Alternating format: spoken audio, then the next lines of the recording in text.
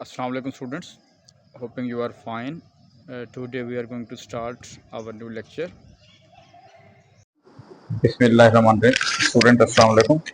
ये आज हम आपके पास ऑक्सफोर्ड मैथ्स 1 जो है इसका एक्सरसाइज है 5A और इसका हम क्वेश्चन नंबर 8 जो है वो हम डिस्कस करने जा रहे हैं। देखिए क्वेश्चन नंबर जो 8 आपके पास आ रहा है। अच्छा जी, क्वेश्चन देखें आपके पास जो 8 दिया हुआ है वो हमारे पास है कि गिवन दैट एक ए आपके पास वैल्यू दी हुई है, a is greater than equal to 1.25 और लेस देन 1.35। ठीक है, लास्ट हमने डिस्कस किया था ये लोअर लिमिट और अपर लिमिट की हम बात कर रहे हैं। ठीक है, अब लोअर बाउंड और अपर बाउंड, तो यहाँ पर बी की वैल्यू उसने दी हुई है कि ये उसकी लोअर बाउंड है और ये उसकी अपर बाउंड है। पढ़ेंगे, रीड कैसे करेंगे बेटा, इनइक्वालिटीज की फॉर्म में कि B is greater than equal to 15 and less than 25 and C is greater than or equal to 0.675 and C is less than 0.685।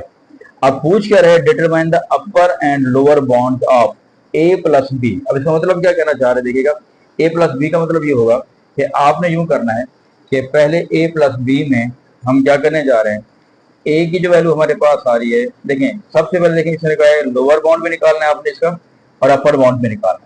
अगर हम पहले लोअर बाउंड की बात करने जा रहे हैं, फर्स्ट पार्ट हम लोअर की बात कर रहे हैं, तो लोअर बाउंड का मतलब क्या होगा, हम ए की भी लोअर वैल्यू लेंगे और बी की भी लोअर वैल्यू लेंगे। तो ए की जो लोअर वैल्यू हमारे पास आ रही है वो है जी हमारे पास 1.25। ठीक है, और प्लस जो बी की हमारे पास लोअर वैल्यू आ रही है वो कितनी आ रही है जरा, 15 आ रही है। तो जब इन दोनों को ऐड करेंगे दैट विल बी 16.25।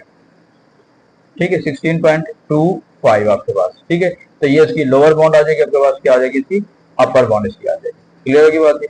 उसके बाद क्या कहते हैं इसकी अपर बाउंड। अब इसी में ही सेकंड पार्ट है, मतलब अब अपर बाउंड का मतलब है कि हमने ए की भी अपर वैल्यू लेनी है। अपर वैल्यू क्या आ रही है बेटा, इसकी देखें 1.35 में ऐड करेंगे बी की भी आपने अपर वैल्यू लेनी है। अपर वैल्यू आपके पास क्या आ रही है जी, 25, तो वो इसके आप ऐड करेंगे तो दैट विल बी 26.35। ठीक है जी, ये आपके पास आंसर। नेक्स्ट आप आ जाए बी माइनस ए। अब बी माइनस ए में भी फिर बात अपने वही ध्यान में रखना है कि बी माइनस ए में हम क्या बात करें, कि फिर वही बात कि लोअर की हम बात करेंगे, लोअर बाउंड। तो लोअर बाउंड में हम क्या करेंगे, बी की भी लोअर वैल्यू लेंगे। बी की अब लोअर वैल्यू क्या आ रही है, 15, और फिर माइनस ए की लोअर वैल्यू हमारे पास क्या आ रही है, 1.25। तो 1.25 जब इसको हम माइनस कर रहे हैं तो हमारे पास आंसर आ रहा है जी 13.7, 13 पॉइंट कितना आ रहा है जी, 75। ठीक है जी, 13.75 ये हमारे पास आंसर आ जाएगा।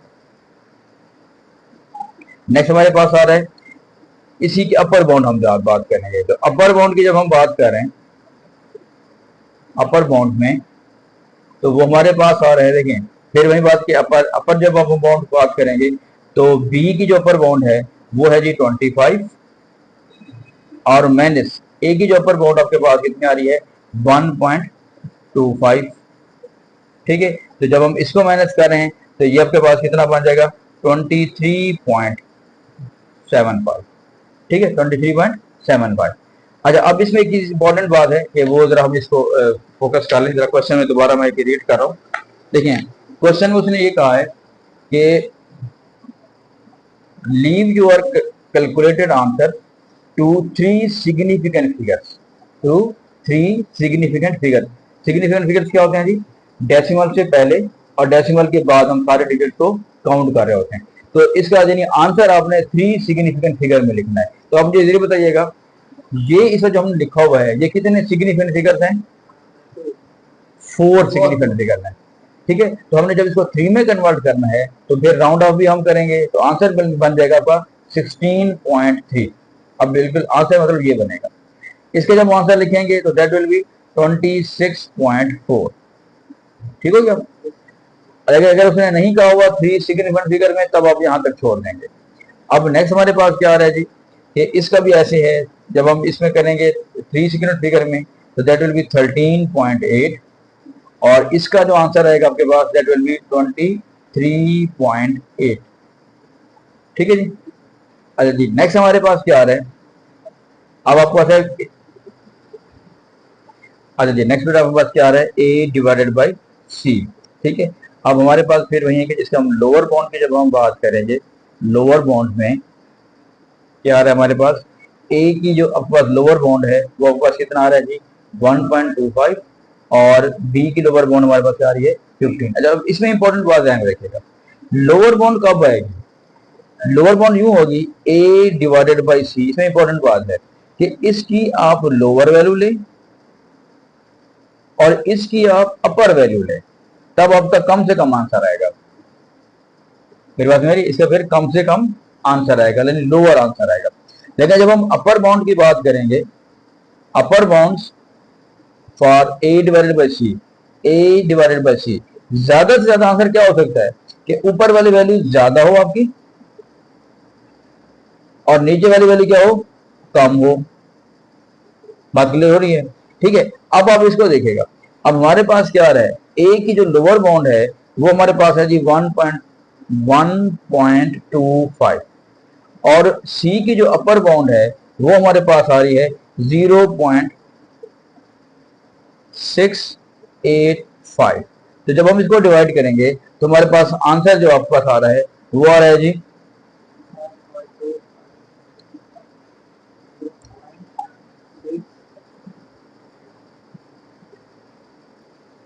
अच्छा देखिए, इसको हम डिवाइड जब करेंगे दैट विल बी 1.824, लेकिन क्योंकि उसने कहा, ये देखिए कितने सिग्निफिकेंट फिगर्स हैं इस वक्त जी 1 2 3 4, लेकिन उसने आंसर कहा हुआ है कि you have to write into 3 significant figure. तो आंसर क्या बनेगा बेटा 1.82, क्योंकि जो हमने लिखा हुआ है यहाँ पे, क्योंकि अगर 5 होगा या 5 से ज्यादा होगा तो ये राउंड ऑफ हो जाएगा। कुछ कैलकुलेटर्स में डिवाइड करते हुए भी थोड़ा सा होता है, अगर उसके मुताबिक आपने देख लेना है। और इसका देखिएगा ये वैसे 2 आया हुआ है तो हमने इसको वैसे छोड़ देना है। अगर लिखना चाहें, अगर वो कहता है 3 सिग्निफिकेंट फिगर्स, तो आप इसको 2 को लिख सकते हैं। सपोज हम लिखना चाहें 2.00, तो that will be in 3 significant figures. Clear है बेटा? नेक्स्ट देखिएगा, लास्ट हमारे पास पार्ट आ रहा है c मल्टीप्लाई बाई b। इसमें भी वही बात है कि लोअर की बात हम कर रहे हैं, लोअर बाउंड, और फिर किसकी बात कर रहे हैं बेटा, अपर बाउंड। अब लोअर बाउंड जब हम मल्टीप्लाई करेंगे तो c का भी हमें लोअर देखना है। जो c की हमारे पास लोअर वैल्यू हमारे पास आ रही है वो है जी अपने पास 0.675। ठीक है जी, 0.675, 0.675 को हम मल्टीप्लाई करेंगे b की भी लोअर वैल्यू से, तो जो b की हमारे पास लोअर वैल्यू आ रही है दैट इज 15। इसी तरीके से जब हम c की अपर वैल्यू लेंगे तो अपर वैल्यू हमारे पास c की आ रही है 0.685। ठीक है, और इसको हम मल्टीप्लाई कर रहे हैं b की भी अपर वैल्यू से, वो हमारे पास आ रही है 25। हाँ जी, अब आपके पास जो इसका आंसर आ रहा है एग्जैक्ट बताइएगा जरा, 17.125, और इसको जो मल्टीप्लाई करेंगे हमारे पास आंसर आ रहा है, अच्छा करेक्शन देख लीजिएगा, ये हमारे पास इसको मल्टीप्लाई करेंगे तो हमारे पास आंसर आ रहा है 10.125, और जब हमने इसको मल्टीप्लाई किया 0.685 मल्टीप्लाई बाय 25, तो दैट विल गिव यू 17.125। लेकिन फिर वही बात कि you have to write give your answer in 3 significant figures. ठीक है, तो दैट विल बी 10.1, और the 3 significant figures of this well that will be 17.1। ठीक है जी, तो ये आपके पास ओवरऑल इसका आंसर आ जाएगा। क्लियर है बेटा? ठीक है, अच्छा जी नेक्स्ट वन क्वेश्चन जो अटेम्प्ट करने जा रहे हैं बेटा दैट इज क्वेश्चन नंबर 9, और क्वेश्चन नंबर 9 के जो स्टेटमेंट है, Pakistan population was 23 crore 58 lakhs 20,000 in 2022. This value has been rounded to the nearest 10,000. ठीक है, ये इस किस्म का सवाल पहले भी डिस्कस कर चुके हैं। What is the largest value and the smallest possible value of Pakistan's population in 2022? ठीक है जी, इसमें आपने क्या करना है, देखिएगा सबसे पहले आपने इंपॉर्टेंट बात ये होती है कि जब वो कहता है ये गिवन दैट आपके पास पॉपुलेशन ये दी हुई है, जब वो कहेगा नियरेस्ट टू दैट, तो नियरेस्ट को अब जितनी वैल्यू होती है उसको आप हाफ कर लेते हैं, यानी 10,000 का जब हम हाफ करेंगे तो दैट विल गिव यू 5,000।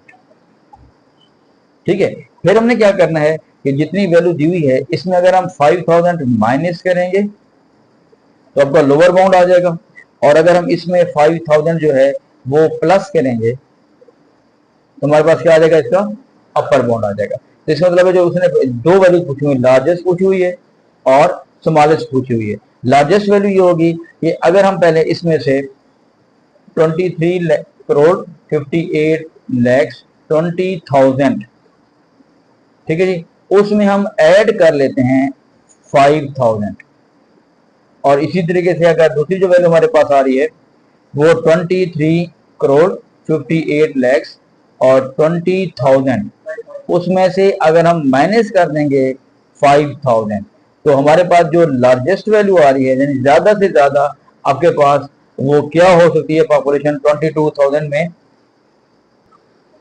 अभी बेटा देखें, जब हम इसको ऐड कर रहे हैं 5000 में तो हमारे पास वैल्यू आ रही है 23 करोड़ 58 लैक्स और 25,000। लेकिन फिर वही बात है, जब हम इसको हम राउंड ऑफ अगर करते हैं, यानी इस तरह लिखते हैं कि आपके पास जो x की वैल्यू आ रही है वो ग्रेटर आ रही है, इसको माइनस करेंगे तो ये आ रही है हमारे पास 23 लैक्स 58,000 एंड 15,000, ठीक है ना जी।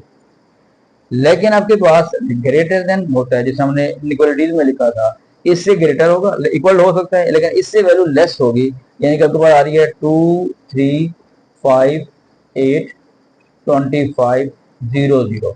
अब बेसिकली देखिएगा, अगर हम इससे लेस रखेंगे, क्योंकि अगर इसके इक्वल हो जाएगी तो राउंड ऑफ करते हुए वैल्यू बढ़ जाएगी, वैल्यू क्या हो जाएगी, बढ़ जाएगी। तो इसका मतलब है कि हम जब इसका आंसर देंगे तो ये नहीं देंगे, आंसर इसका बनेगा 2358, यानी 23 करोड़ 58,000। अब 25,000 नहीं लिखना, तो आप लिखेंगे 24,999, यानी कम करेंगे तो फिर उस वैल्यू में जाएगा, क्योंकि अगर 25,000 होगा तो राउंड ऑफ करते हुए आगे चली जाएगी, ठीक है। तो इसका आंसर जो बनेगा वो ना ये आपके पास बनेगा, इसमें ये ठीक है, ठीक है, लोअर बाउंड में इक्वल हो सकता है, लेकिन जो अपर बाउंड होगा वो एग्जैक्ट इससे कम वैल्यू आएगी, ठीक है, ताकि वो फिर राउंड ऑफ करते हुए हमारे पास यही वैल्यू ही दोबारा से बनेगी। क्लियर है जी, ठीक है।